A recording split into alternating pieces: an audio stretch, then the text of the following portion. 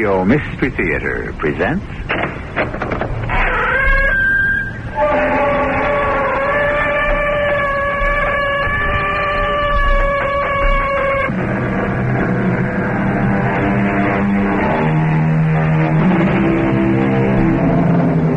Come in. Welcome.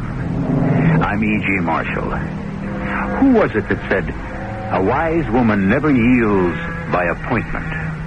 It should always be an unexpected happiness. That may very well be the ideal situation. However, we have those neglected ladies who keep waiting and waiting. And some of them have waited for so long that they cannot really be blamed if they take steps to arrange for the unexpected. What do you want? I want to gamble on you. I want to bet you really would like to get out. Get out? You're not in as deep as you think. We can say you cooperated with these people because we wanted to expose them. We? We. You need me. Look at me. Am I so hard to take? Oh, no. I'll save you, darling, from your worst enemy. Yourself.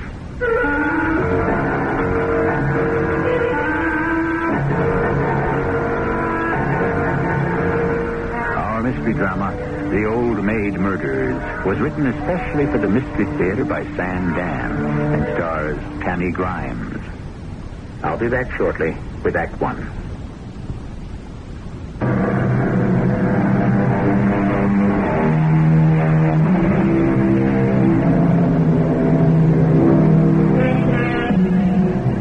Here's a bit of philosophy that is 2,300 years old. A woman's time of opportunity is short, and if she doesn't seize it, no one wants to marry her. And so she sits and waits and watches for omens. Laura McRae has been confidential secretary to that renowned political scientist and advisor to presidents, Professor Morgan Lowcroft, for the past 12 years. And during all that time, she has been sitting and watching and waiting for omens that might suggest she could become something more. Unfortunately, there haven't been any. Come in, please. Oh, Miss McRae. Come in. Have a seat. Oh, it's 9 o'clock. You're right on time. Did you have a good night's rest? No, Dr. Waller. I did not. Oh. Well, I may have to prescribe a sedative. I don't want to start that sort of thing. Well, we may need it for your treatment. I'm very tired, Dr. Waller. Do you mind if I go back to my room? No, by all means. Get some rest. You'll feel better. No, I won't feel better. Not till I find someone who believes me. Well, give me a chance to trust me. Why should I trust you? What have you got to lose? What have I got to gain? I've already lost everything. I'll never get another job. Tell me what happened. I don't know what happened. How did it begin? When did it begin? I don't remember. You don't want to remember? Let me alone. You won't believe me. Tell me the truth, and I'll believe you. The truth. How did it begin? How did it begin? When did it begin? It never began. It always was. I loved him. Even before I met him. Does that make me sound crazy? No. It was always Dr. Lowcroft and Miss McRae. He was very good to me. But I didn't want that. I wanted him. There were women from time to time. He was a flirtatious man. But I didn't mind. They didn't mean anything. I had the best part of him. The part that negotiated with presidents and prime ministers. I was with him when he was truly alive. It's just... Yes. It's just that I wanted more. Oh, not much. Just a little bit more. I understand. No, you don't. And that morning he walked into the office, the way he always did, with that quick little smile on his face. And I said, "Good morning, Dr. Lowcroft." And you know, he would never say good morning to me. He would just wink his eye and say, "Let's get to work, Miss McRae. Now come inside with this morning's tale of woe." Number one, you're to call the president. Yes, and who else? I should think you'd want to return the president's call immediately. Why? Because you always do. You see how we become slaves of habit. Read on, Miss McRae. Would you be willing to give the commencement address at Western University? No. And Miss Malice called. Ah, yes. Who is Miss Malice? You've never heard of the beautiful, desirable Madeline Maris? Oh. I saw her latest film. Right. I believe you're blushing, Miss McRae. True, it was quite frank and even clinical in certain places, but all in all a work of art, which is how one must look at these things, no? I suppose so. I asked myself, what would it be like to spend an evening with a woman of so much vitality? I phoned her and left word. I'm surprised she returned my call. It would be a surprise if she didn't return your call. Now, Miss McRae, I need your advice. I called Madeline Maris on the spur of the moment. But as you well know, I am not a spur-of-the-moment person. Now, I need your guidance. After all, you're an expert on love. Mm-hmm. As a female, the fact is that love is for women. What did Lord Byron say? Man's love is of man's life, a thing apart, but is a woman's whole existence. Lord Byron never outgrew his juvenile fantasies. But he was right. Now, should I back away from Miss Madeline Maris? You're asking me for advice? Of course. You're the one person in the world I can trust completely. Dr. Lowcroft, I would rather you didn't involve me in these affairs of yours. Mr. Cray, you know how we do things around here. Prepare me a position paper. Well? Yes, sir. Since Miss Maris's appeal could only be considered physical, there are those who would say you are exploiting her purely for pleasure. Yes? It might prove difficult to shed Miss Maris should you tire of her charms. Why? She is America's sex goddess, and so people would assume that she was too much for you. Or perhaps you were not enough for her. You could become an object of ridicule. Very incisively put, Miss McRae. Now you know why I've kept you all these years. Dr. Lowcroft's office. One moment, please. It's Miss Madeline Maris. Are you here? Oh, well, so much for all our honest resolve and intelligent design. Hello there. Yes, himself. What did I have in mind? A dinner this evening. Huh? Oh, some quiet spot where we would not be besieged by the media. Oh, your place is fine. 7 is excellent, of course. Till then. Make a note, Miss McRae. I need a bottle of Chateau Lafite Shield. No, better wait to see if she has the palate for it. For a first date, a very good domestic wine is in order. Dr. Lowcroft, are you really going to have a date with Madeline Maris tonight? Yes, my dear, and wish me luck. Dr. Lowcroft... Don't look so troubled.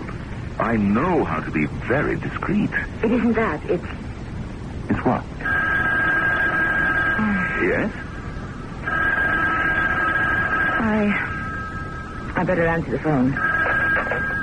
Dr. Lowcroft's office. One moment. It's a Mr. Jeremy Wilmot. Are you in? Oh, absolutely. Jeremy, how are you? Yes, I just finished reading it. Mm-hmm. No, you're onto something.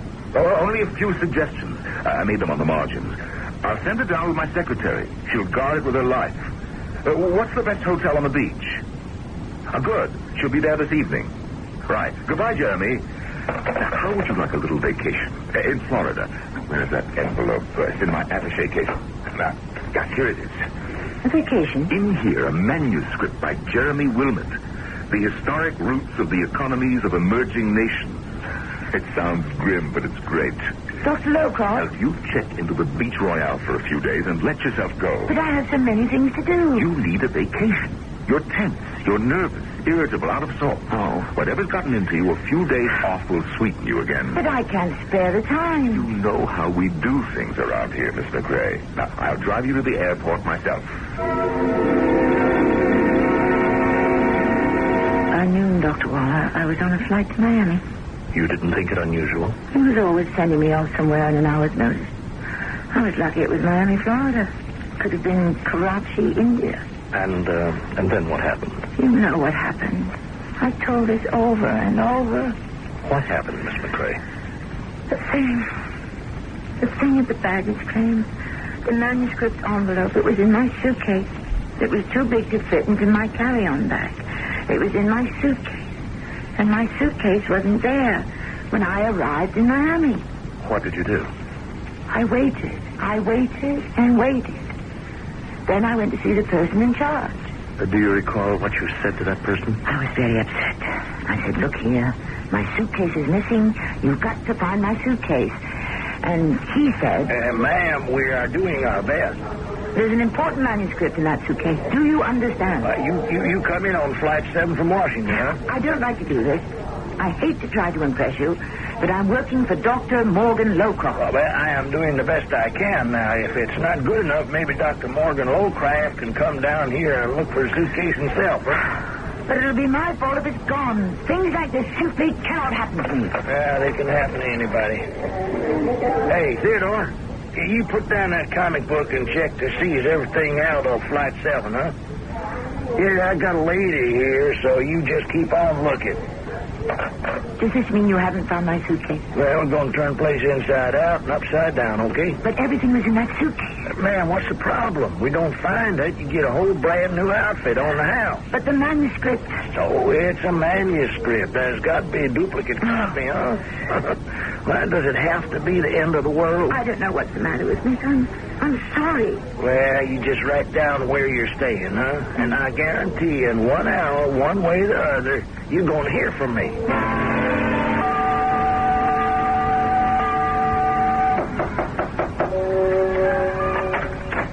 Well, howdy do. Oh, it's you. From the airline. Yes, ma'am. I thought I'd better bring it over myself. That can't be my suitcase. It looks a lot worse than it is. It's destroyed.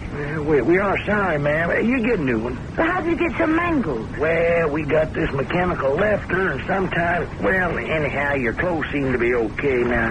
But anything you want to replace, well, The envelope.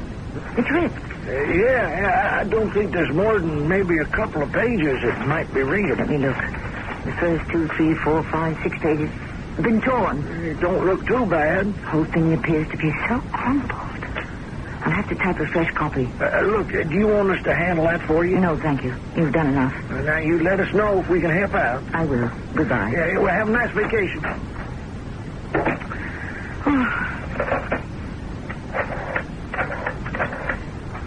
Front desk. This is Miss McCrae in 912. I would like a typewriter, paper, and some carbons, please. No, I know it's difficult at this time of day. No, tomorrow morning will not do. I am working for Dr. Morgan Lowcroft. Yes. Within 30 minutes? Thank you.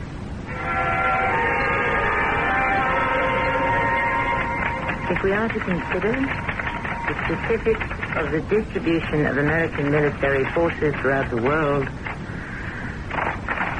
we may design the proper countermeasures to halt the insidious spread of American imperialism.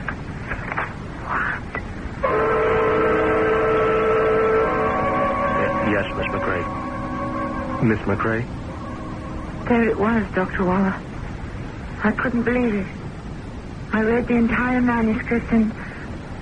Please, calm yourself, Miss McCrae. Calm myself. I'm telling you about a plot to reveal the entire system of our defense. And you tell me to be calm. You must. It is important. I'm telling you that a man who operates on the highest levels of our government, who knows every single secret, is a foreign agent, and you want me to be calm? Miss McCrae. I'm telling you, this man is a traitor and a spy, and you want me to keep calm.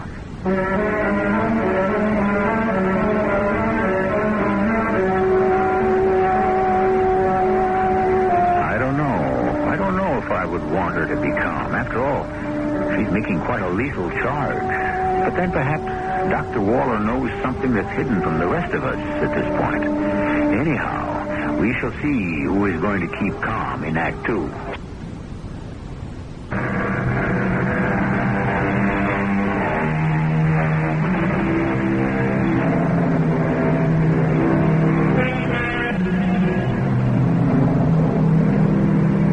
At the last, said the poet, our only hope lies in ourselves. Of course, what he meant was our hope of salvation. But short of that, We can really use all the help we can get. It's all very well to advise people to be self-reliant, but then it all depends on the kind of self one has to begin with, right? I'm asking you to be calm, Miss McCrae, so that you may give me a full description of the event. Dr. Waller, you already have that description. Now, let me see if I can understand what you're saying. What is there to understand? Please, Miss McCrae. Where is the difficulty?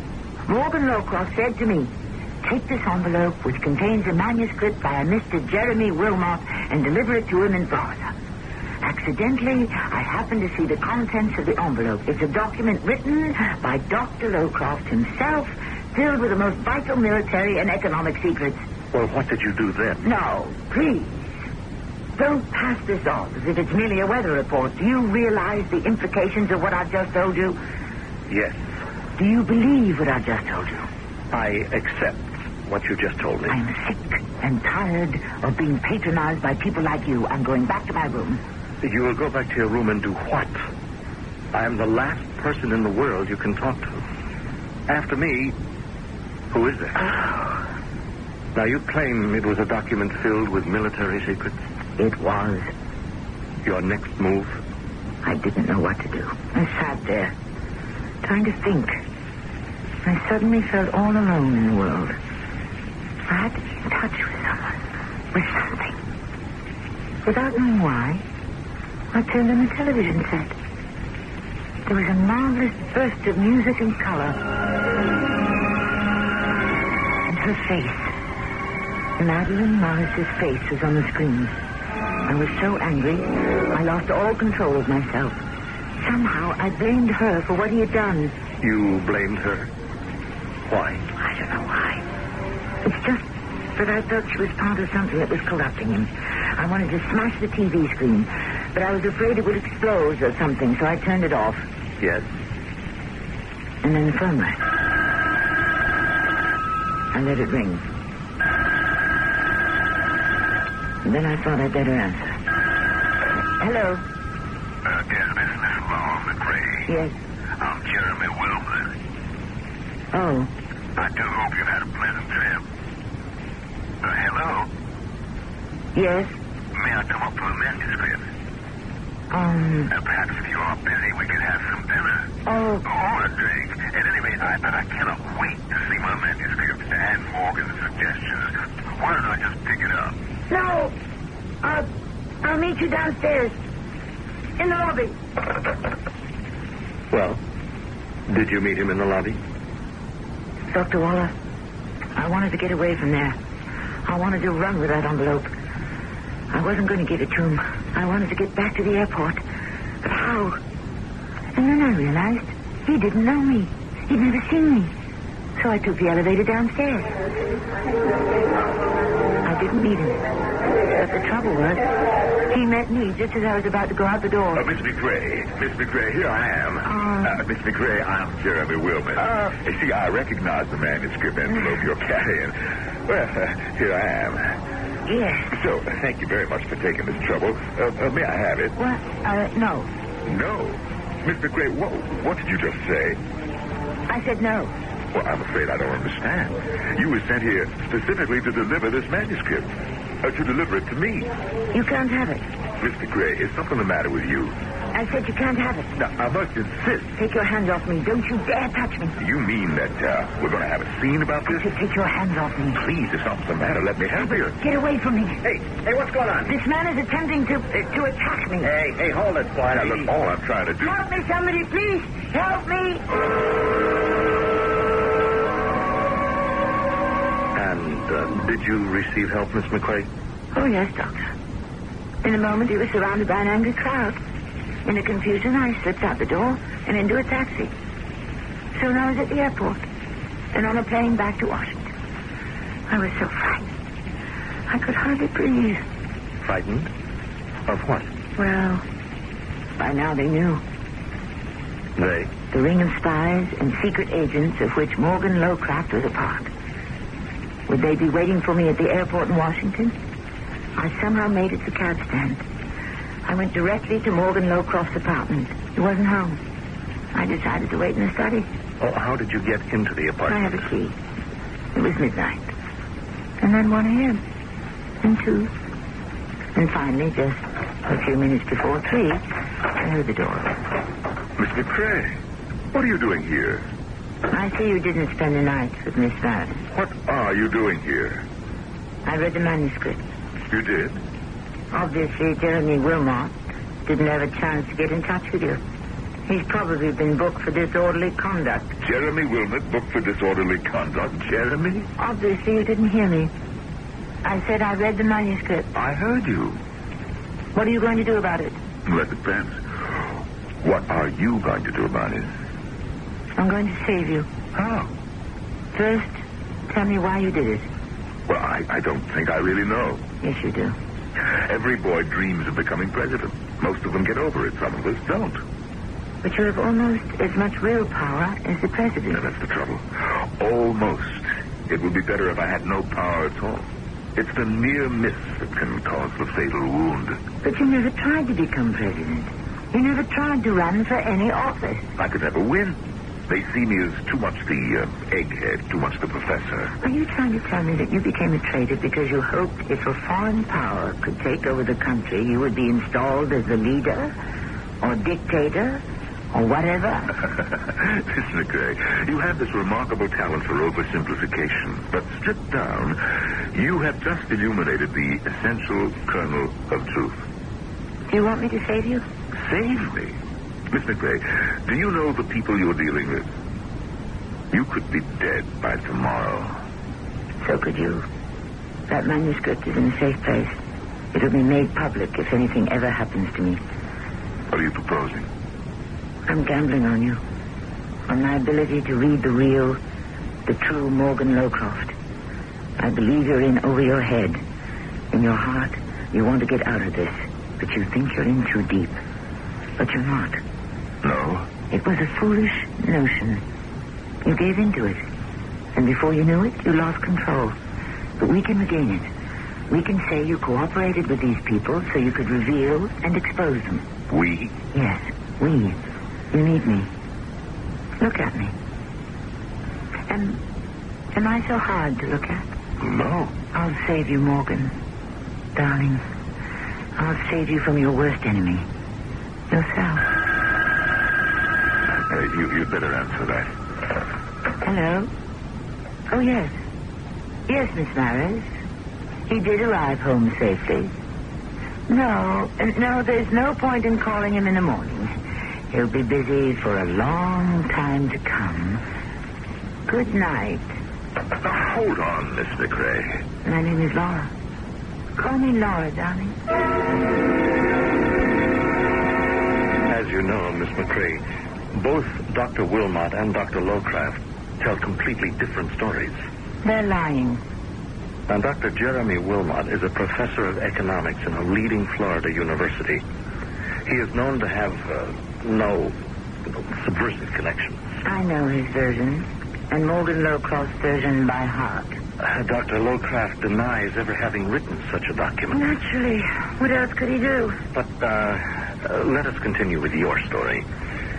You confronted him early that morning when you returned from Florida. Yes. And then? I insisted we move immediately to expose the spy ring to the authorities. But he said we would have to proceed cautiously. Well, what made you decide, finally, that he could no longer be trusted? It was Madeline Maris. Oh? He had promised me that he would no longer see her or have anything to do with her. And he broke that promise? Yes. He had been meeting her in secret. But you know Washington and the columnists. You can't hold them off for too long. One morning I was reading the paper, and in one of the columns it said, "In out-of-the-way places, 2 familiar faces, Beauty and the Brain, Morgan and Maddie." It could have been gossip. I checked it with the reporter. It was all over town. Everyone knew it but me. So I confronted him with it.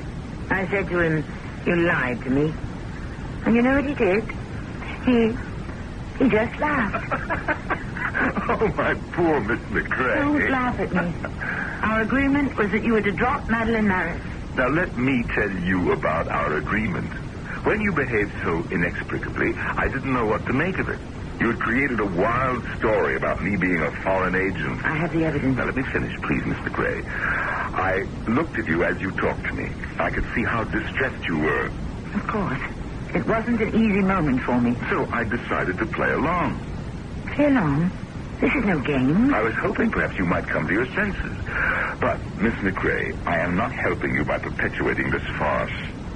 We'll see who thinks it's a farce when that document is made public. I wouldn't advise you to do that. Are you threatening me? I'm counseling you. Yes. You need good counsel. Sensible, practical guidance. Don't try that tactic with me. I know how you operate. The wise, calm, patient, all-knowing expert. Along about this time, you should be lighting your pipe. You should be quoting from Aristotle. Miss McRae, it's difficult to live here at the summit. To be a part of the frenzy. Yes, that's what it is. And to realize how fragile, how thin the line between war and peace is. How easily the world can simply cease to exist, even 5 minutes from now. You have betrayed your country. It's more than most people can stand. And so many of us give way. Bend, crack, break. It's nothing to be ashamed of. It's like combat fatigue. Now, let me help you. I'm not the one who needs help. Take a leave of absence with full pay, of course. You're not going to get rid of me, Dr. Lowcroft. Rest. Relax. And then when you're better, come back. Your job will be waiting. How could I ever get along without you? Is that your attitude? I'll have to go to the FBI. As I said, I would not advise you to do that. What are you going to do about it? Do you propose to have me killed? Killed? Oh, no. No, of course not. But, dear Laura McRae, if you persist in this foolishness, it will be something much worse.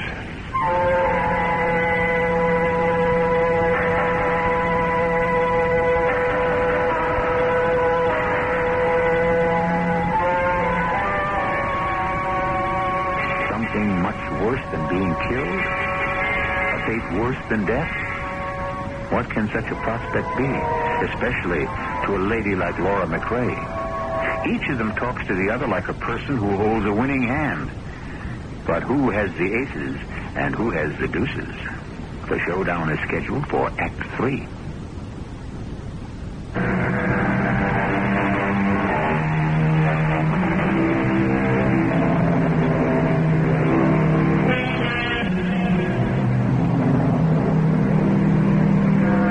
Once again, we talk about the basic stuff of life.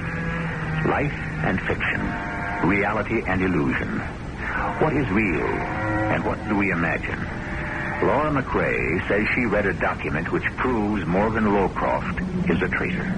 He claims there's no such document at all. Now, what can you believe? Which of them is telling the truth?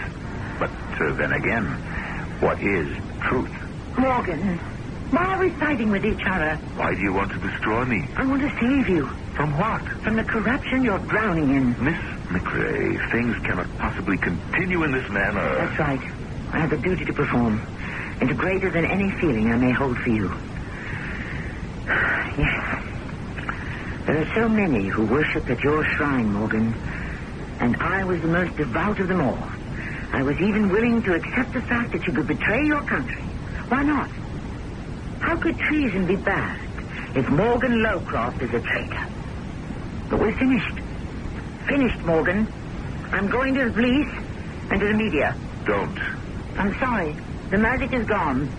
At one time, I'd have done anything under the sun for your sake, but no more. Not for my sake, but for yours. Goodbye, Morgan. You can't stop me.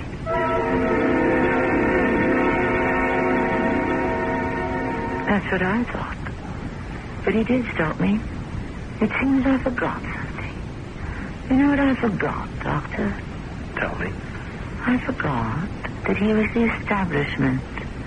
And you simply do not buck the establishment. I went to a top officer in intelligence, someone I knew. You develop contacts.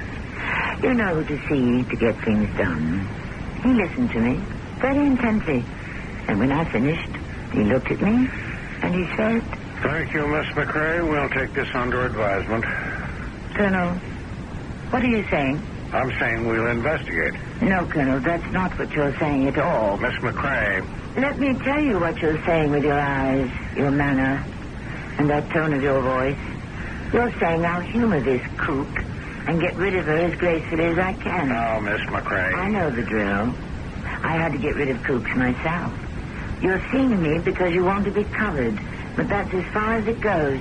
He's talked to you already, hasn't he? Miss McCrae, we have run a check on Dr. Lowcroft that is so exhaustive he couldn't swat a fly without our knowing it. You mean you're just going to sit there? I have to. Because if I tried to follow up on what you told me, I couldn't get anywhere either. But this man is a foreign agent. It's obvious. Go home. This document. You read it. Yes, but how can you prove he wrote it? What should I have done? Why did you confront him? Why didn't you come to me first? I could have investigated quietly. This way you alerted him. You can accept the fact that I could be right and yet disregard me completely. Yes. How can you sit there and say that so calmly? It's hard to explain this, but you know something? Even if you're right, it's not the end of the world. Ourselves, our adversaries, what secrets do we really have from each other? I can't accept that. I believe it matters.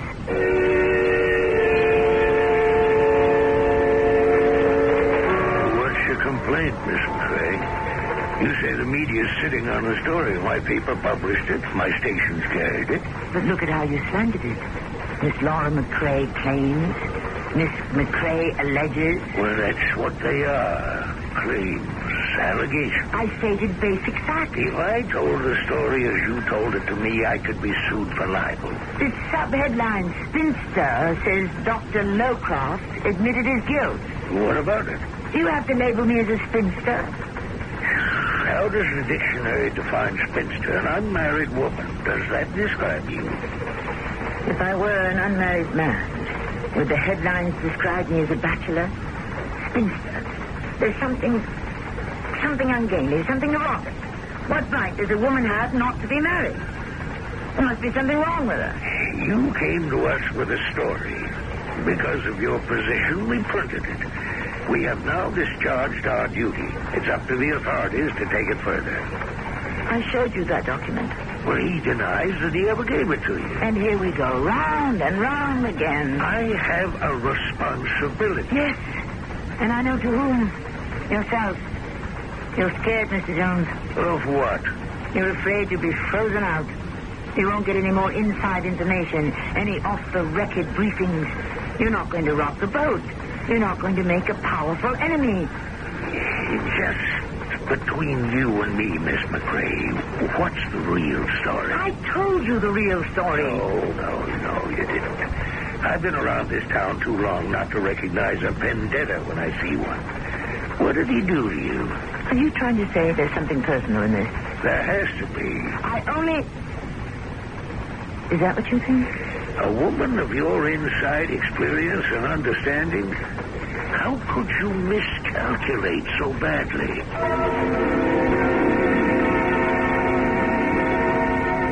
Yes, Miss McCrae. How could you? I thought... No, it doesn't matter anymore. But it does.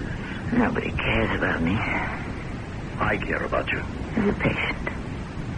As a person. How can you care about me as a person? I'm a spinster. There's something so pathetic. No, ludicrous about that word. I find you attractive. Perhaps you do. There's a tone in your voice. I recognize it. Well, you're quite a woman for recognizing tones and voices. It's a talent you develop. You have a seductive tone. I wasn't aware of it. Why did you say you find me attractive? Well, you have a quality of inner strength, of integrity. At my age, a man finds that more appealing than the superficiality. Let's continue. You actually find me attractive? What did you do after you saw the publisher? You do find me attractive. Yes, Miss McCrae. Say Miss McCrae again. Why? McCrae. The name is hard. Crisp. But it sounds so lovely when you say it. Tell me what you did. Yes, I'll tell you anything. I found out Morgan Lowcroft was right. He didn't have to kill me. I was already dead. As Morgan Lowcroft's secretary, all doors were open to me. As that kooky spinster, Laura McCrae, everyone was out when I phoned. And then, you know what I did? Then go ahead. Tell me. Yes, I'll tell you. I was so frustrated, angry. I stood outside the office building. And I actually harangued the people passing by. I'm Laura McCrae. I was Morgan Lowcroft's secretary for 12 years till he fired me. The man is a spy and a traitor, and nobody wants to do anything about it. Keep away from me, officer. You can't silence me. Nobody can silence me. But surely, Miss McCrae... You must call me Laura, Doctor. Laura, you know that kind of conduct would be considered unbalanced. Yes, but it doesn't matter now. What was wrong with me all those years? Why did I have eyes only for him? Why was I blind to other men? There were men who must have thought I was attractive. There must have been men who looked at me the way you're looking at me now. Well, I'm not aware that I'm looking at you in any specific sort of way. You are? You are? Why did you kill him? Why? For my country. Your country? Yes. I killed him because somebody had to stop him. I went to the apartment. I confronted him. I said, you can't be allowed to get away with this. And once again he laughed. You should have heard that laugh. Oh, my poor Laura. Haven't they locked you up yet? Don't talk that way to me. You're insane, dear girl. Insane. I'm not. Oh, I'm sorry. I must ask you to leave. I want to save you. Who's that? Can't you guess? I'm surprised she doesn't have her own key. She does, but she keeps losing it. You don't want to be saved. That's right. Goodbye, Miss Vickers. But I'm going to save you. Whether you like it or not. Now, look, this has gone on long enough. If I can't save you in one way, I'll save you in another. This is how I'll save you. You're crazy. Put that down. I'll save you. What did you do? What did you do? I saved you.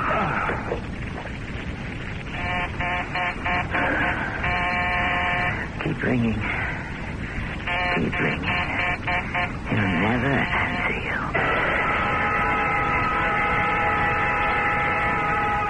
And how did you kill him? I killed him with this. This? He had one in his chest, just like this. Long, sharp, pointed. I remember some years ago he had lost his letter opener, and I bought him a new one for Christmas. That one. Where did you get yours? I don't remember. I've told you everything. I've told you all my secrets. You know why? Because I'm in love with you. You mustn't say that. I don't care. I need somebody. I must have somebody. Tell me the truth. What truth? Was there actually an incriminating document in that envelope, or did you create that situation yourself? Why would I create it? How could I create it? Because of Madeline Maris. She wasn't his first affair. But for the first time, you felt vulnerable. Madeline Maris touched off the explosion. In 12 years, you couldn't get Morgan Lowcroft to look at you. Now, you would force him to. That is not so, Doctor. The mishap with the baggage was the spark for the explosion. Now, you deliberately typed a brand new manuscript. You could do it. You had access to enough secrets. I didn't do it. I don't care what you say. I know I didn't do it. Well, you could have done it without knowing it. Now listen to me. Yes. I'll listen. Sometimes, when we want something to happen, we want it so badly, we will it so strongly. Yes. When your voice is soft and sweet like it is now, I'll listen to anything. Everything. Well, what you did, creating that document, it's been blocked out of your mind. But you have to go back to it. You have got to face it. Whatever you say, we'll face it together, won't we? I'll help you. It is my job. Not only because it's your job. Say it's more than that. Well, of course it's more than that. I'll keep nothing from you. I'll bare my heart, expose my soul. Miss McCrae, there is something we must straighten out. Oh, excuse me. Dr. Waller. Oh, yes. Yes. No, not too late. Yes, I'd like that. Tell the children we can go. Right. You know I do. See you soon. Bye. Who is that? That was my wife. You didn't tell me you were married. Why didn't you tell me you were married? It has no relation to your therapy. You seduced me. I what? You gave me that loving look, that special tone of voice. You didn't mean either of them. You only wanted to trick me into trusting you. And I did. I told you everything. Miss McCrae. What happened to Laura? She's been betrayed again. You'll never do that to anyone else. Miss McCrae, put that down. Never. You know by now, that letter opener can be a lethal weapon, so put it down. You betrayed me. I told you the truth, and you betrayed me. You're all against me. Miss McCrae. That's right. Back to Miss McCrae, the neurotic, frustrated spinster. Laura. It's too late for Laura. But no one will ever betray her again. No, you... Never. Don't. Never. Oh. Never.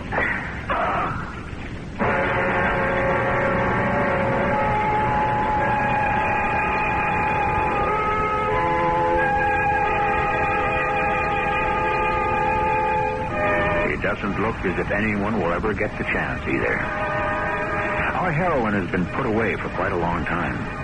It proves, as the poet says, that love suppressed breeds a viper's nest. And was she telling the truth? Was he a spy, or was it all a lie? I shall return shortly. On CBS daytime television, yours is the best seat in the house for first-run drama weekdays. On Search for Tomorrow, watch stories of real people facing real problems. Then on The Young and the Restless, thrill to the romance and passion of warm young love. Search for Tomorrow and silky, steamy The Young and the Restless. Television's hottest summer shows weekdays. Check your local listings for time. Hi, this is Michael Landon. Are you the Michael Landon who talks about Kodak paper on TV? Yeah, that's me. I just love your commercials and your paper. Oh, thanks, but it's Kodak paper. Do you get your pictures printed on Kodak paper, too? Well, absolutely. I always look for you when I get them developed. You mean you look for the Kodak paper sign with my face on it? Yeah, because I always get Kodak paper where I see you. It. Right. Well, nice talking to you. Yeah, what a handsome sign. Look for the Kodak paper sign when you get your pictures developed.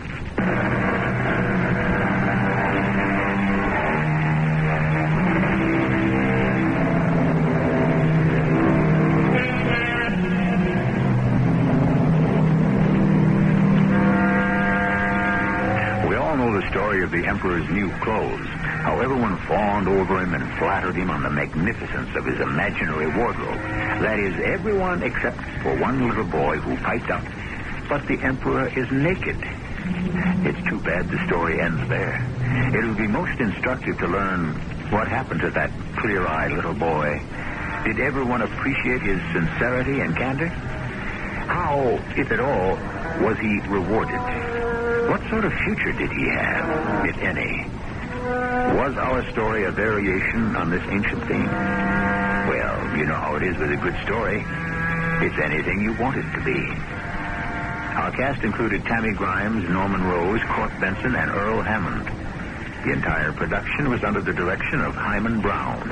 And now, a preview of our next tale. After all, he isn't a close friend or anything like that. No, but I mean, if I'd been in my office, or even at home where I was supposed to be, maybe he wouldn't have done it. Oh, nonsense. I mean, I was here with you. Where you were or weren't has nothing to do with what happened. It's my fault. Will you stop taking credit for something you couldn't help? You're just being arrogant. Arrogant? Me? It's Louise. Louise? What about Louise? First Benita Barlow, now this Stephen Bennett. Both dead. But Louise didn't know either one of them. That doesn't mean a thing. Not when you have the the capacity for evil. The evil eye. This is E.G. Marshall inviting you to return to our Mystery Theater for another adventure in the macabre. Until next time, pleasant dreams.